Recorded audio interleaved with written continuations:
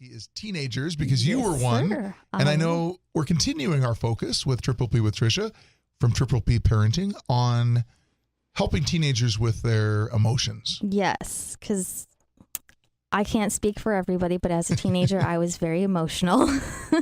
Like a lot of people ups can and relate. downs, and like, oh my goodness, I put my parents through the ringer. So when we have our teenagers and we're helping guide them through their emotions, our end goal usually is that to help them figure out how to manage their emotions, so when they're an adult, that they're not having like meltdowns or explosive reactions when they're out on the job, or they leave for college and something happens. Like, we want them to be able to manage the frustrations and the emotions that can overwhelm them. If any of us ever turn on television news or online, we see lots of little news clips of that happening. People who are doing that. You can read it in the their comments adult life. section. Yes. Yeah, it's everywhere. You're seeing adults, throw Adult themselves meltdowns. down, throwing tantrums because they missed the ice cream truck and stuff like that. So we don't want our kids to do that. We want them to be successful in managing their emotions. We want the ice cream to melt down, but not the adults. So what are some tips on how we can help teenagers? And I like your focus, and I'm hearing it partly this way. It's not just keeping the incident from happening now. It's helping them become the kind of person who can navigate this in a healthy way. Yeah, keep the end goal in mind, because they're going to keep pushing the boundaries. At home is the safest place for them to fail. We want to just encourage them and build them up and help them practice these skills inside the home. So with teenagers, I find it exciting because their brains developed more. So it seems to be, not all the time, but most of the time, there are those days where we can help guide them through the emotional navigational process in just a couple simple steps. So the first one, like, say they're really upset, they've come in, we just need to acknowledge the emotion. Mm-hmm. So we're going to stop and pay attention as they talk, and we're going to listen really closely to what they're saying. When they're talking and they're just venting those emotions, no matter how expressive they may get, do your very best to just stay quiet and listen, and don't interrupt and tell them that they're wrong for feeling that way or they shouldn't feel that way. One of my life goals is to become a better listener. And I'm not even getting down on myself. I'm not saying I'm a horrible listener. I'm just saying I see the value. I've asked the Lord many times, I really want to become a really good listener. Mm-hmm. It's such a valuable thing in life, and certainly with teenagers. Yeah, because, oh goodness, half the They've got time a lot I of don't stuff even to say. think. They do have a lot, and then the other times I'm just like, I don't even know what you're talking about. Wait, can you diagram this for me, please? Yeah. Right. And when they're venting this, we don't even want to try and make them feel better. Right now, when it's happening, we just need to listen to them. Ask clarifying questions, again, if you're not following their storyline. I do that with my kids often. I'm like, I don't know what you're talking about. You have to explain this to me a little bit more.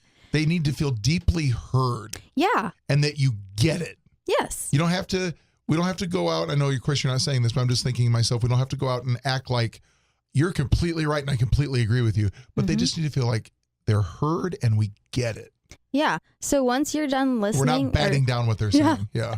When they're done talking and you know that they're done talking, summarize what you think you heard. Use your own words. So, okay, I heard you say this. Is that right? Yeah. And then reassure them it's okay to feel the way they're feeling, because feelings are feelings. These are such good life skills in general. I'm thinking workplace, coworkers, adult to adult. These are great life skills. I know the focus is teenagers, but you're right. Man. Yeah. This is preaching to me, Trisha. Okay. If you can, so you've summarized what you heard, then go back and try and label the emotion. So something as simple as, it sounds like you're really mad at your friends for not being asked to go with them Friday. Okay, so I'm simply gently suggesting he might be mad. And that leaves room for him to come back and say, no, I am really frustrated. They didn't think I'd want to go. That's Oh, that's so good. You're unearthing what's at the heart of it. What clarifying the root of it even further. Helping them realize, think through it. Oh, man, this is good. We're raising future adults. We have intelligent children. Yes, that's right. So that's just the whole listening process. And then once that's said and done, decide if you can help. So ask them, what do you need me to do? Okay, so they may say, nothing. I just needed you to listen. Aww. It could be helping them process through their emotions if it's deeper.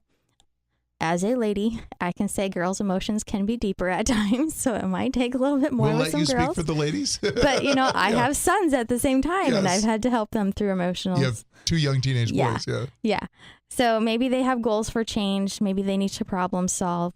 Maybe you just need to ask them what they want to do. Okay, let them take ownership of this, because there's a point where they're going to be like, I don't need you to do anything. Like, I just needed to talk.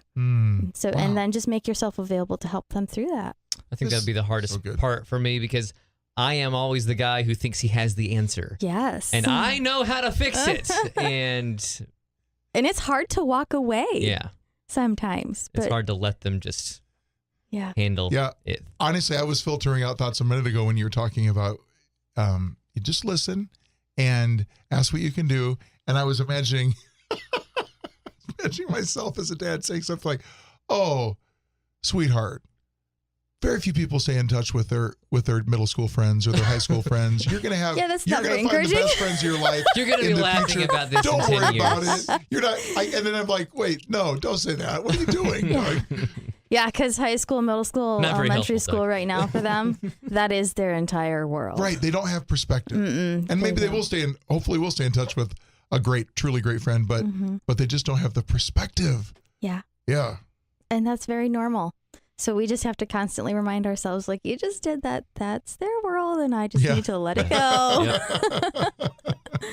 This is such good stuff. Well, you have some cool events coming up later on this month and into the fall, too. Yes, we have actually quite a few teen discussion groups coming up. So they're discussion groups aimed for parents who have teenagers, or if you have even an 11 or 12-year-old, you'd still be welcome to come and join us for these discussion groups and learn some teen strategies. Just for my own clarity, these teen discussion groups, they're discussion groups for parents of teens. Yes. Okay. Thank you. Yes, good clarifying question. Thank you. Thank you. Is there childcare provided for people who have younger kids? So if you go to our website, www.PPPelkhartCounty.org, you will see that there's a couple locations. So if you go to Elkhart Public Library, the main branch, there is childcare. And they're doing both some children-focused discussion groups and teen-focused discussion groups. And then at Goshen Health, those teen and child-focused discussion groups will not have childcare. So the library always has childcare. The hospital does not. Amazing that some of the meetings do have that. And these are always free, folks. Yes. They're always free.